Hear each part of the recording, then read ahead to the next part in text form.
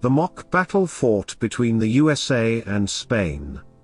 The Battle of Manila was a dummy battle so that the Spanish army can surrender to US forces rather than the Philippine guerrillas. It was a fierce battle between the US Navy and Spanish forces. The US Navy bombarded the city's walls, and the Spanish surrendered in a classic textbook format. For onlookers, it looked like a real battle and a fair victory for the USA. But in reality, the battle was wholly fixed, and it happened more like a mock war. The phony war will change Southeast Asia's geopolitical situation with the US acquiring a new colony, the Philippines. Spanish colonization. Spain was one of the European countries to have far-flung colonies around the world. The USA had freed itself from colonialism's shackles and wanted to help anyone fighting against colonialism. The first help from the USA was to support rebels in the Spanish colony of Cuba for decades. The Philippines was also a Spanish territory.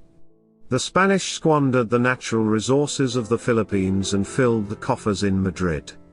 There was a general uprising against the Spanish occupation, which broke into a civil war. The USA intervened in support of the Philippines' independence. The US had a vast navy that sank an entire Spanish armada during a breakfast break. Spanish now had only ground forces to protect themselves and the capital of Manila. The Spanish governor of Manila, Fermin Jaudenes, knew that there wouldn't be any more help from mainland Spain. The Spanish dug in for a final defense of Manila. Fermin Jaudenes secretly opened negotiations with the US commander Commodore George Dewey and not with the Philippines rebels. His idea was that Spain could maintain its dignity if they surrendered to an American officer and not to the Philippines rebels. The Battle of Manila. Commodore Dewey planned a mock battle between Spanish and American forces to convince the local population that the US was on their side.